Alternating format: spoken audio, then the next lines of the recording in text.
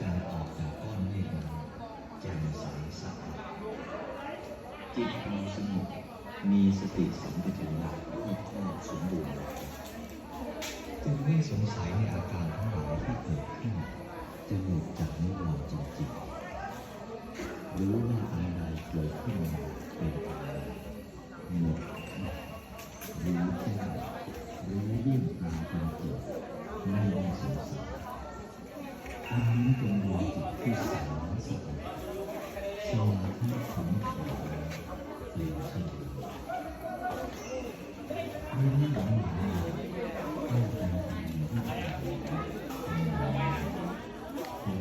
ที่เป็นที่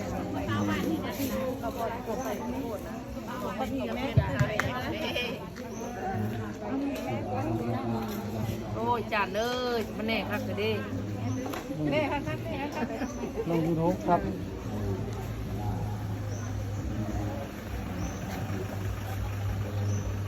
ธรรมชาติผัดปลา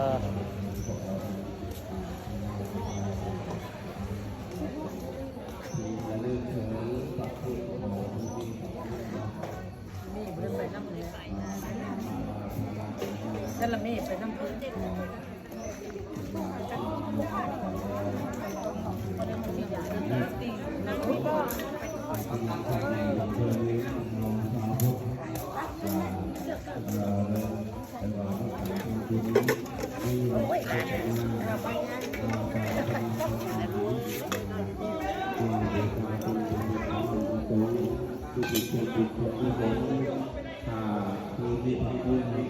แล้วพูด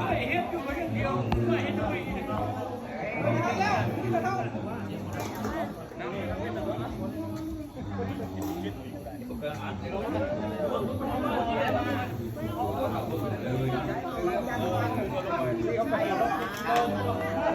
จัดไปบรรณาไปแก้โยนโคตรจ่ายใจดีโยนหลายเดี๋ยวโคตรได้ได้โคตรได้ได้พวกคือน้ำมึงไหลไหลมาได้ร้านหนึ่งร้านร้านมาบ้านนี้ได้น้ำพลไหลไปแล้วไปหัวหันมาอย่าเด็กเอิบเร็วนี่เลยอันนี้เราเอาน้ำพูดได้ยุ่งขึ้นบ้องนี่นะคือพอน้ำบ้านเขาเป็นน้ำที่โดนสุดยอดเลยโอ้แม่เอาตัวผู้น้ำผู้โฮมเอาผู้โฮมมันเหลือใจแล้วเห็นคนจอดจริงว่าแกเลือกน้ำเสียเลยไปได้มาห้าธรรมดามันทำยังไงอะไรก็ใช่